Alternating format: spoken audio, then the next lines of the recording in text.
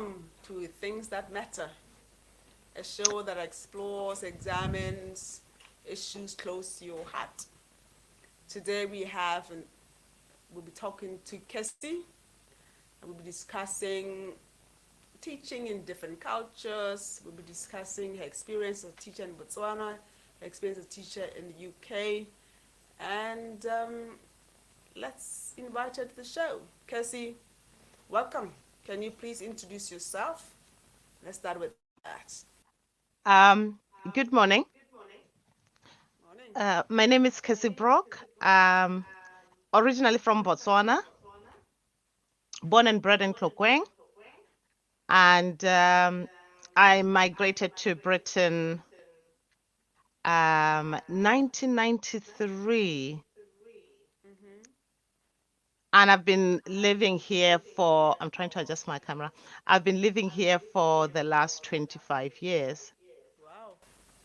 Tlokweng, I didn't realize Um, you came from Tlokweng. Somehow I placed you in Maung or in Serowe. I don't know why Serowe. Maybe because I met you through a friend who came from Serowe.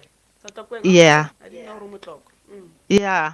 Motlokwa, Mina Takatu. Okay. Yes. And originally I was a teacher in Botswana. I trained as a teacher in Botswana at Molepolilo College of Education. And I did, I think, about a year and a half of teaching in Botswana before I left with my husband and my children. And I came to the UK and became a mom, stay-at-home mom, a very enjoyable job.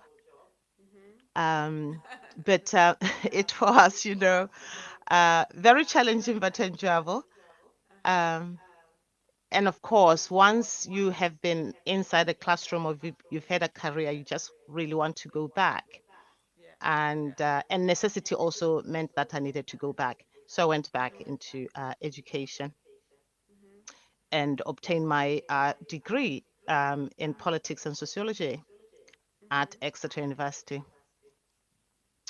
Right. Um, Now I am teaching, just about to wrap up teaching for good, I think.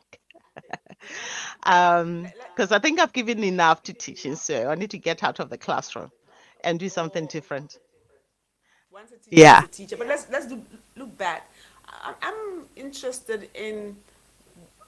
You taught a little bit in Botswana, and then now you went to school, in Mm. the UK, and also your kids went to school there, and also then you did some teaching there as well. What would you say are the major differences, if any? Maybe I know that when you're teaching Botswana, you're much younger, so maybe the differences are also from your own personal in terms of where your journey is in terms of teaching, but would you say there's any difference between teaching in your own culture and teaching in another culture? Mm. That's really quite interesting because when we talk about culture, we're talking about the whole of an individual, their belief systems, their value systems, what they think matters. And that interaction then with others determines the outcome of that teaching experience. And so when I was in Botswana, I was in a culture where the teacher was paramount, Uh-huh. um, and education highly valued as something that gets you out of poverty, for example.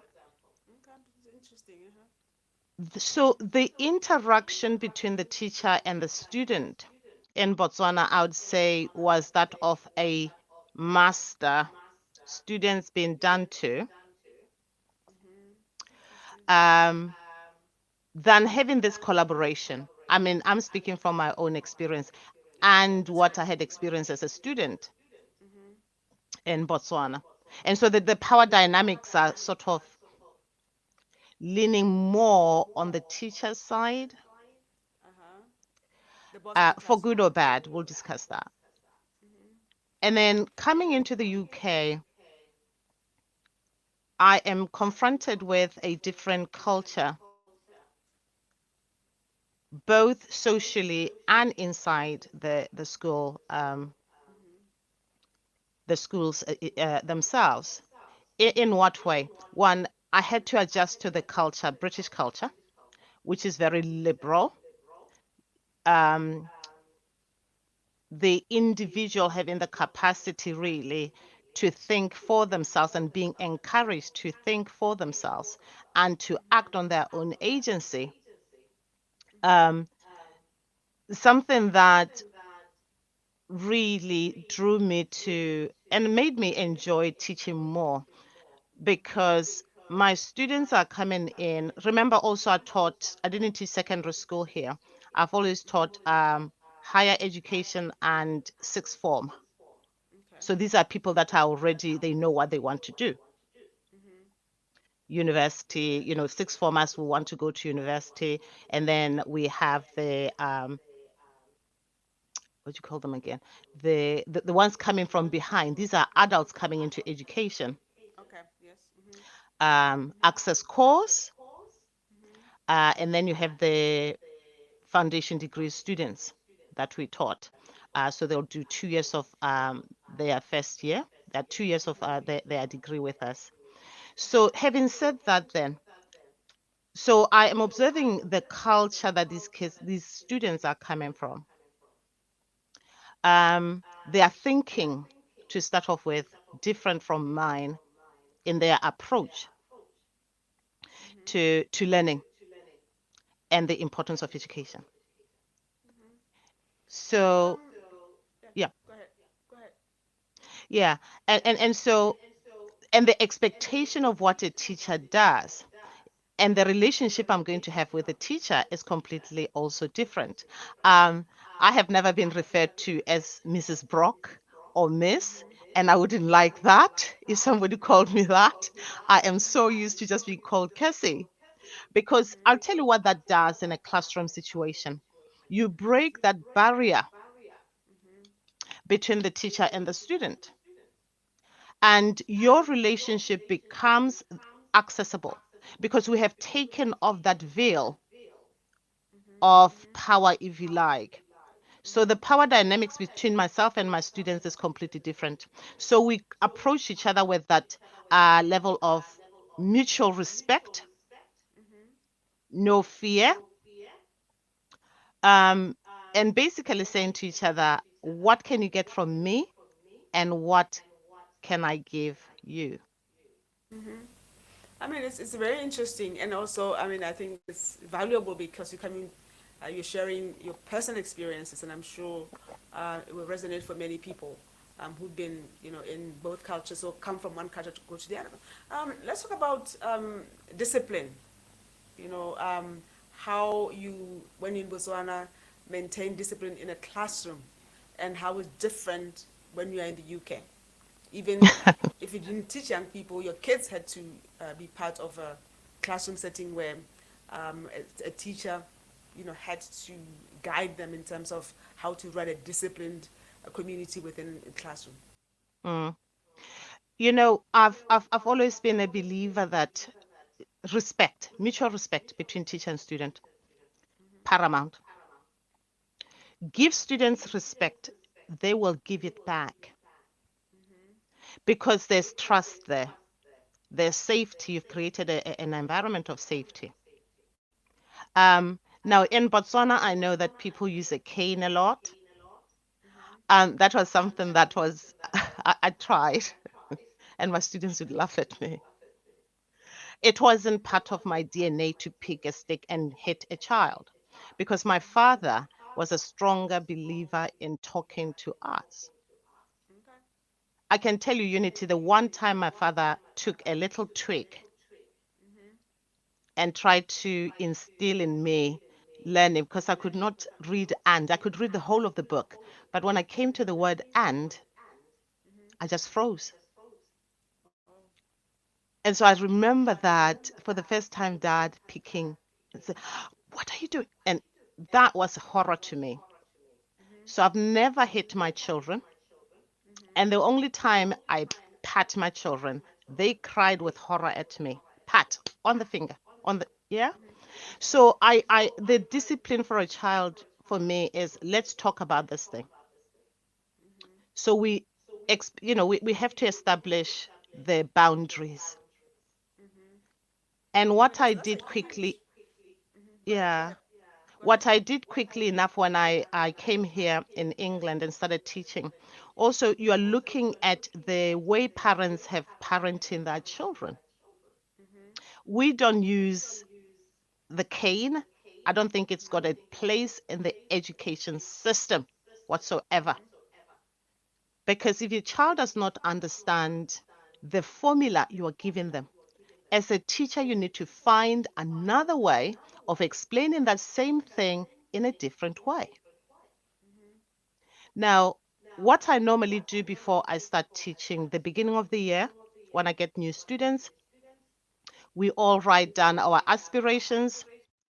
What is it that you want to get out of this? Mm-hmm. They also then come up as a group, the ethos of the classroom. Okay. How are we going to run this classroom? Once we've all agreed as different groups, we then take what is essential, we put it up on our wall, Mm-hmm. and that forms a contract between me and my students. So in a way, I mean, you start off the year by really creating a community Mhm. and its values, you know, Yeah, the community values. yeah. Going back to the cane or the stick or corporal punishment, as you know, people want to call it, you know, there is actually again a raging debate, or at least it was about a month ago, that some people who really believe that a child must be beaten into discipline or into Submission. learning maths or or reading better. And personally, I've never believed that at all, at all, at all, Mm. at all. But some people who really swear by the stick, what would you say to? And some of them are teachers, some of them are parents, some of them are legislators, are saying, bring back the stick. You know, what's your comment about that? As a Mozoana living abroad, who've seen more than just one education system. It's very simple. One, using that form of cohesive power on another person is disrespectful. That's what my father taught me. My father talked, and he was a traditional Motswana teacher. Okay, I was a teacher as well. Okay, come from a family of teachers. Yeah. And I know when teachers have slapped my face, which they did, Mhm. taken my book and thrown it across the room, Mhm. taken the cane and went on us with it. I remember the sense of injustice. Up to this day, Unity, I hate those teachers. I'm sorry to use that word, it's very strong. But that is how strongly I believe. We cannot do the same thing and expect different results. Mhm. That's what I I'm mean, saying. mhm. I It, mean, it has talk to people. mhm. My kids are always saying that, Mommy, we used to hate it when you said to us, I am getting cross. Because I use two words. You're going to make me angry. Now I am cross.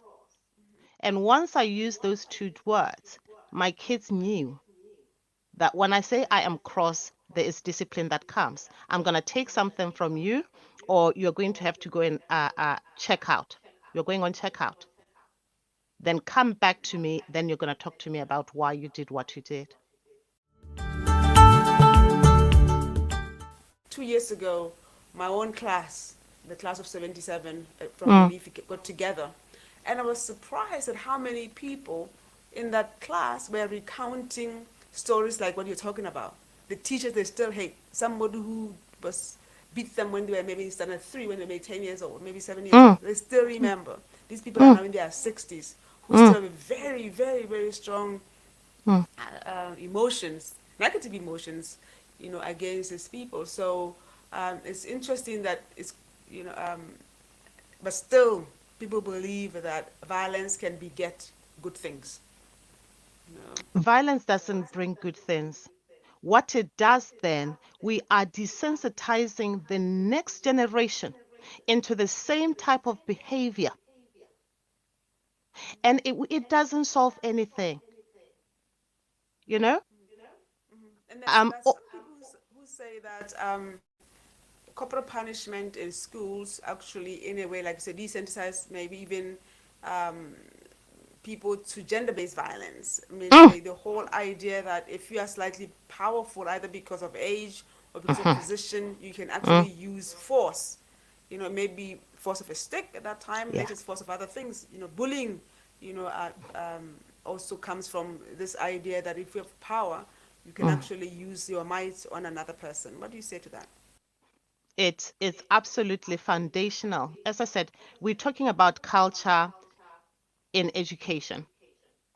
So if our ethos is to use our power negatively on others, they will continue to repeat the same cycle. And we see that the teachers that we have now in Botswana are still using the cane, even in times where we have this huge HIV problem in our schools, because children sometimes are born with that through no fault of their own. There are, you know, diseases that are in the blood. So why are you hitting somebody to a point where you are cracking the skin? Why are you doing that? What are the, what is safeguarding here? Our students need to be safeguarded. They come So, to us to impart some knowledge, to empower them on their lives. And as I'm saying, some of them, like myself, I left school, especially primary school, with really strong negative emotions towards those people that were supposed to take care of me. Let's remember, students spend about 8 hours with their teachers. So let's make this experience enjoyable for them. Let's make it a safe space for the children. that's an Adult interesting. students, young students, let's treat them the way we would want our children to be treated. It's as simple as that.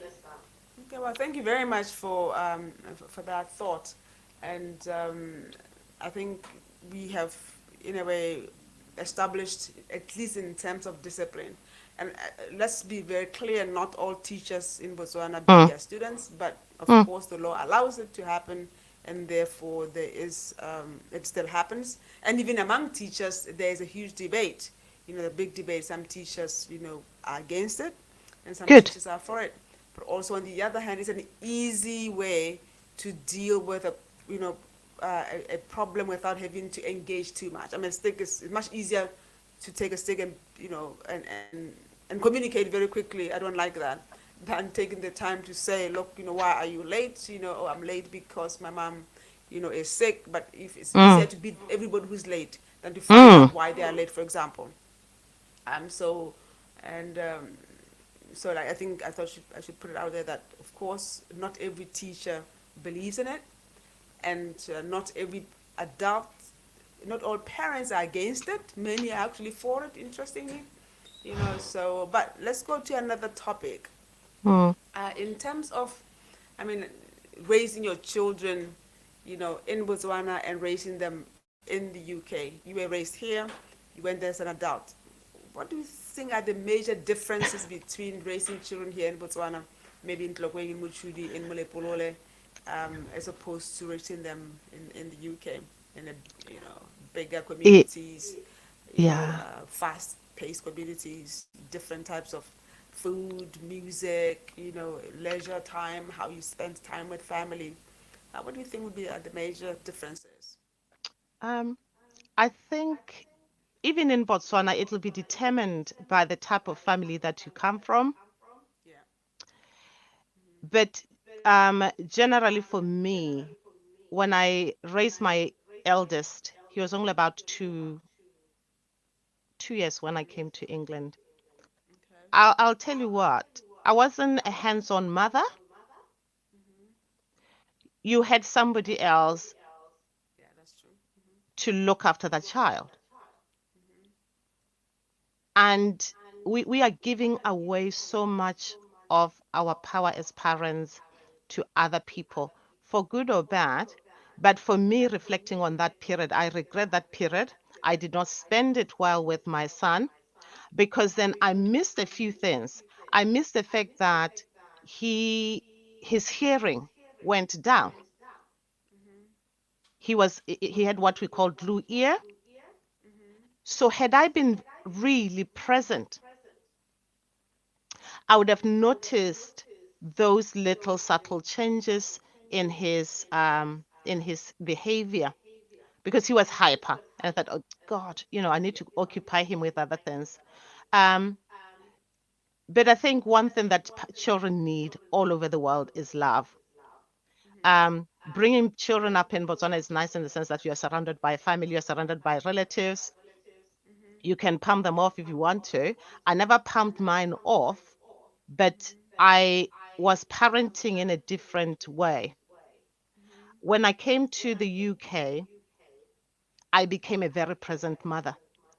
I read a That's lot great. of educational books on bringing up children. And also, the system here is that you are given a social welfare officer, and they do these tests. And of course, in Botswana, it might be because we don't have the sophisticated equipment and stuff like that. But they do, at every stage, they do really detailed testing of children. And that's how we found out that my eldest had developed glue ear. And that explained a number of things of why I would communicate to him and he wouldn't be listening, is because he couldn't hear me. So I became very present as a mother here in everything that they did. I organized our extracurricular activities. I organized our day around from 9 o'clock to 12. They'll be at nursery school with me, what we call mother and toddler classes. So I scheduled my children's time around enhancing their experience of being a child. So after mother and toddler, so I developed schedules. Mother and toddler, they'll come back home, have something to eat, have a little nap, and then we'll be out again to the park. Or we'd go walking wherever we wanted to go walking. Or they'll meet up with some of the kids that they played with. And again, that was regulated time, how much time they can have with other kids and who they were spending that time with. So I became very focused on giving them bigger experiences and very deeper, meaningful experiences of being a child. And at home, I started being the teacher. So they will have times where we are doing particular educational activities with the boys.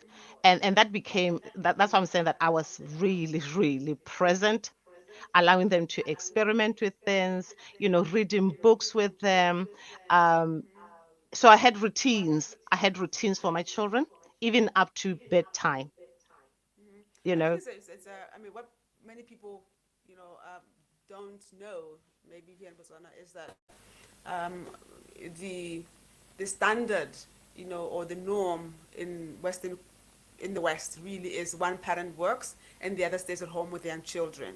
Mm, While here, really the norm is that if you want to afford the things that you need to afford, then both parents have to work, and then often you get a helper to come in, mm, to take care of it. Because so the point you're making earlier on about that, if you had raised your kids in Botswana, most probably you would have shared their young lives with a third person, mm, often somebody like a maid or a relative who comes to stay with you. mm, So it's a totally different experience for young kids. That parents here, both parents will work. While I know the norm in Germany, the norm in Europe is that one parent works and the other one stays at home with the kids. mm, So I think that's different. And also, when you're talking about, I think it's important, especially for a school like TDA, when you think about it, because I remember about 2 weeks ago, 3 weeks ago, I was sitting in a classroom because here at TDA they have a program called Drop Everything and Read. It's an hour reading program where oh, everybody, excellent. must, you know, stop and read, and Mm, you could see some kids reading really far from. You realize that some kids have never had their eyes tested, for example. So Yeah. we beginning to discuss that, about proper testing, finding out what some of these small things that are really big. The child Mm, cannot hear properly, the child cannot read properly, mm, cannot see properly, perhaps. Child may have problem with the motor skills. So mm. I think you are correct that there is a need for the education system to be more involved in assessments, much more than is happening right now. So you're correct about that. Yes. But Mm. what is the one challenge, that you feel you met when you're once you go to UK in the education system? I'm going to pause here so you can think about it. But in the meantime, just we're going to pause here. When we come back, we'll discuss about some of the challenges and some of those special opportunities that you believe you couldn't have had in Botswana, which you had in the UK. So opportunities and challenges in the education system at a personal level, at a family level. But with that, ladies and gentlemen, boys and girls, we will break here and we'll come back and we'll continue this conversation with Kessy in the UK, a child who was born in Tlokweng, raised in Botswana, took her family to the UK, stayed in the education system, got further education in the UK as well. So, talking to Kessy, education, challenges and opportunities, raising children from two different cultures and forming their own culture. Third culture kids, I think they are called. When we come back. Welcome back to Things That Matter, a conversation with Kessy, and talking about the education system, talking about her experiences, a teacher from Botswana who continue to teach in the UK, raise her family there, and now we are discussing, or she's going to be sharing with us, opportunities that she believes that she may not have had as she stayed in Botswana, challenges that she met in the UK that she feels may not have been challenges in Botswana. And she'll be also talking to us about her future, that she see herself back in this country in the future as the kids grow older, and she has the freedom to do that which she loves. Kessy, you're back. Thank you. Mm-hmm. Opportunities. Yes, ma'am. Whew. When I went back to university Mm-hmm. to do both my undergraduate degree and my postgraduate degree, Mm-hmm. um, was on the back of the student loans, which I think Botswana does student loans as well. Um, but what is really important here was that I had that opportunity to go back to education at a later stage. I think I must have been about 27. Okay. Um, and the universities had inbuilt nurseries. I had a choice of taking my youngest, then would have been 2 years old Uh-huh. or just about. Um, my eldest had already started school. Mm-hmm. Yeah. And so I had an option to take my kids with me to uni and put them in the nursery school. But also I had an option to have someone come in and pick them up, take them to school, stay with them until both of us were back at home. Just pause there a little So, bit. Just pause there. Are you mm, saying that the student loan package actually could facilitate that? Is that correct? yeah, the student loan would have facilitated that, and also the Wow. university at a Okay. very cut price, lower price. Mm-hmm. Okay. Had they have nursery schools for lecturers, for students, and the wider community. So you are getting a very subsidized, very good care for your child while you are teaching or while you are studying. Okay. You know, I chose to leave mine with what do you call her? I don't want to say a sitter because she wasn't a sitter. Um, she would pick them up from the house, Mm-hmm. take them to school, then go and pick them from school at about 3 or 12 o'clock with the little one who was in nursery school then. And then she will take them to her house. Now, difference here is that these people are certified, they are checked, they are trained, and the safeguarding, I come back to safeguarding of children in the hands of those people that look after them. And I tell you what, and as a parent, you get to know your child that much that you would know if they are unhappy with someone. And my sister was such a good a godsend. So I never worried about the safety of my children. We both had a routine. I gave her my schedule, what the kids do, and how I wanted my kids to be handled while they are in her care. Um, so that is an opportunity I can never take for granted. The fact that I had somebody qualified looking after my children, and part of my student loan was paying that as that package, because you got the student loan, then you have the living loan. Um, so that was a good opportunity. And also, what I like about here is the second chances, third chances. People are not written off. You don't fail your GCSE or JC, and people go, "That's it. Your life is over." Because it's a different culture here in terms of how people value education. In Botswana, we are holding on to it like, yes, it's really important, and for different cultural reasons.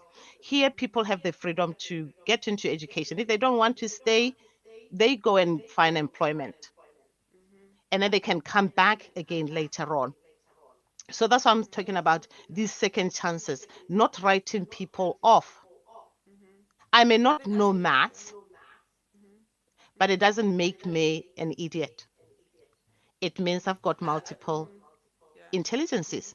So let us utilize that side of the person that does not click with mathematics.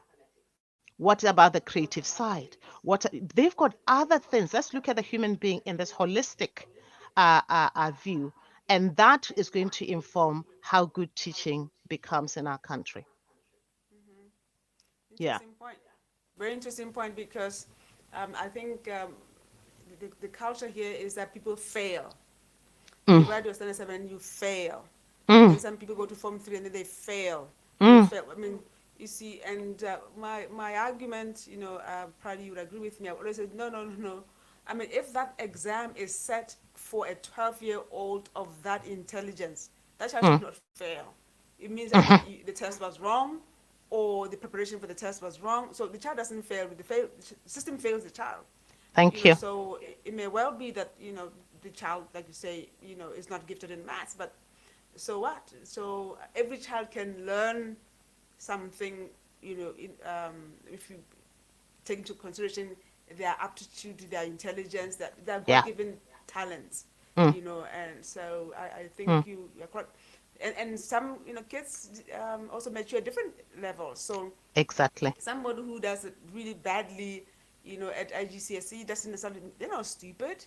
It could Mm, be a very tough time in their lives. It could mm, be, so there's so many factors that you cannot judge somebody on one exam in mm, their life. So mm. I really appreciate what you are saying about that.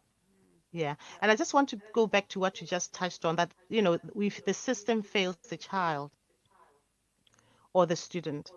Um, how much do we prepare our students to be able to deconstruct the work that we put in front of them?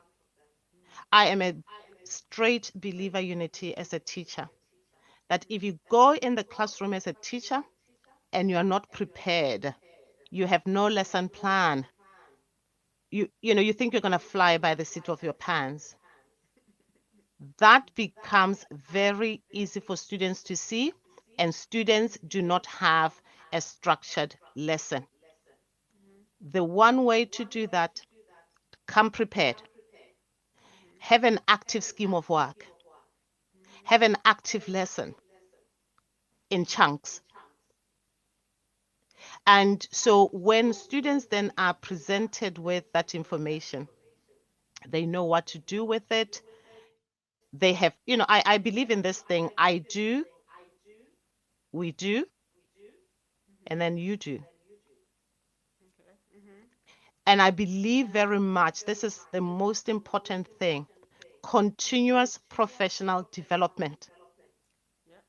That's what I have got from teaching in England. Teachers need to have that continuous professional development. It might be that inset day, 3 days of the week of or the year, where teachers are not teaching, students have been set work, they are at home, and teachers have to reflect on their delivery. What is it that we have done this year that has gone well? What is it that we can improve? We are now teaching students in technology That's true. based society, and we cannot go back to that. And coronavirus has shown us that. Yeah, it's true. What are we doing now as teachers to be able to enhance each child's education through the use of online classrooms, if possible, or online platforms that are there? That's So, one and of I the think for challenges. Botswana going forward, we really need to look at this continuous professional development. You're correct. You're correct. I think, and Mm, also, I mean, now there are also so many more opportunities for that, yeah. because of the resources, online resources that are out there. So I Mm, hope, and I'm sure teachers that will be listening, and they'll be, agreeing with you completely, one teacher to another. And challenges. If we were to look at some of the challenges that you face in the UK, that you thought were uniquely UK challenges, what would you say, if any? um, the challenges have been literally getting to know each individual student, and realizing that I'm just going to use a joke here, okay? All I right. normally say to my student, if they are being sort of smart, like, being sassy, I'll just say, um, you'll be funny one day, not today, right? You be funny. Some of them will crack up and Oh, I laugh, see. Okay. Yes. Yes. Okay. Yeah. but they Yeah. say that to a wrong student, and it's at the wrong time. That could Then. Yeah. trigger an avalanche of problems for you as a teacher. Yeah. Um, Mhm. so I think it's knowing your students, and really getting to know them at an individual level. Mhm. Mhm. Some of them I have really great relationships with them. Some are very shy, and I have to actually factor that in. It's the same with answering questions. I know that so and so is not going to answer question in class because they are physically like in fear of speaking in front of other people. So I have to find ways in which I can include that child in the classroom discussion without directly asking them questions, which is going to put them on the spot and make them even more anxious. Mhm. So the biggest challenge I think in teaching is making education tailoring to a student, each student. And I'm a firm believer in each child matters. Each Actually, child matters. yeah. Actually, each child matter. We have the head of secondary, is somebody who taught in Botswana, Mm. then went to the UK and came back, Mr. Phil Fergus. And one of the Ah, things that I remember about him when he was at Soragano a long time ago is that, I mean, using his own resources, I mean, he had a photograph of every child mm, in his school. He was a head mm, teacher, and had, information about the child, their strengths, their weaknesses, their parents, yeah, their special condition at home. So, I mean, he literally had a photograph, he went beyond just what the school or the education system was asking of him. And I see that he's doing the same thing here, is that in a mm, very, very short period of time, he knows every child, yeah, by name, and mm, also not just that, recording what is special about that child. So next time, like you say, the kind of jokes you can make with them maybe in public, because maybe they were just so distraught because of their personal yeah, experiences. So really, every child is unique, but every child, also uh, demands or deserves special attention. I think yeah. um, And that is what Unity I was saying about the teachers that I remember very badly. They did not cater for that child that is coming from that poor family or looked poor. Mm-hmm. And for me, the way I do this is we look at, and this is the ethos of the college. We have different like color coded dots for children. So you have green, you have purple, or you have blue, and all of them signal to us. So if it's a purple, for example, we know that this child is coming from a very poor family. So the resources that we give, because the other kids might come in with iPads and stuff like that. So we provide iPads to them. The option is there. Would you like to borrow the iPad so that you are able to do the work at home, the Chromebooks and stuff like that, mental health, all those kind of things. Kids are color coded. And that is not to discriminate against them, is to empower and to make sure that they basically are catered for while they are with us. And I think that is really extremely important because teaching then becomes personable in that way. One Mm. last, one last comment. Your future, the teacher from Botswana in the UK.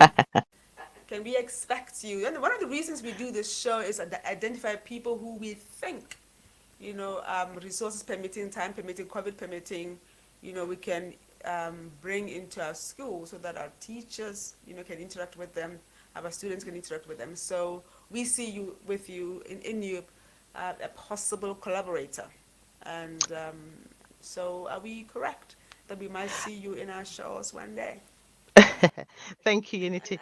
Um, I'm going to look into my crystal ball, all right? Okay, okay. Actually, it's tea leaves. So,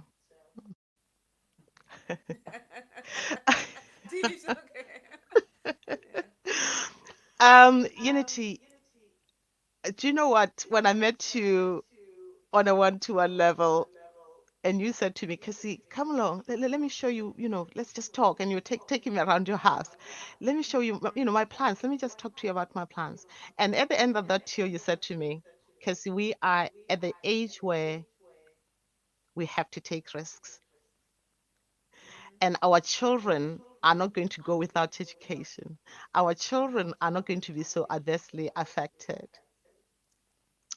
And with that, you almost reassured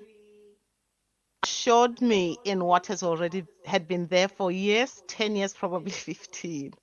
And so I would say, let's watch this space. Okay. Yes. I mean, I hear you, and I really do believe that we're at an age where you can steal a month out of your life from your Hmm. family and do something special for yourself. Yeah. You understand? So we can take risks Mm. because we're not breastfeeding anymore.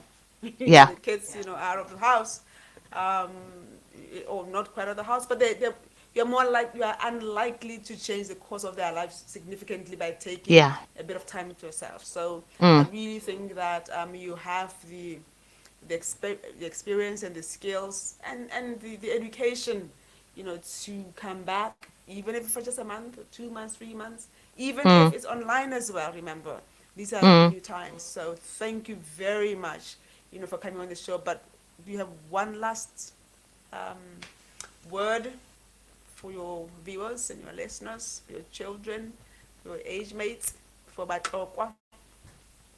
Um, for everyone, I will just say, look, let's treat each other the way we'd like to be treated. That's I great. am a firm believer in seeing humanity in everyone that we meet. It's just that respect. I live in a country where the goodness of strangers has kept me going. Uh-huh. You meet someone, and then, I mean, I've been uh, a victim of racial discrimination in public. But what was really cementing for me the idea that, humans are not the same is the fact that people would go to the police station, report these incidences ahead of me. Uh-huh. I remember one incident. I came off the train, and the police were there, and they came to me and said, "Are you the lady that just got this and that?"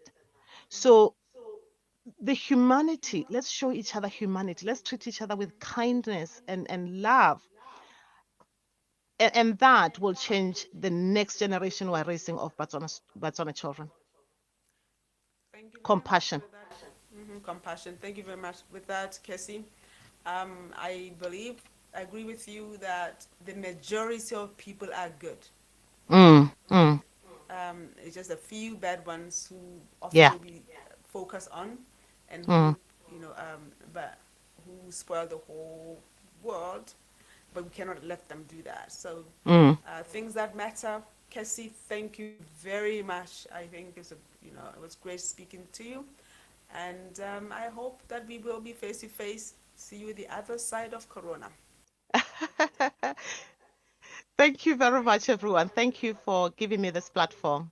It's been wonderful. Thank you. Thank And you. I shall see you soon. Thank you. Things that matter. Thank you, this is better. All right. Thank you, ma'am. Do I get a photograph? Do I get a photograph with him on the screen? Yeah, let's do it. Let's smile and have a photograph is being taken of the two of us. Yeah? Alright, three.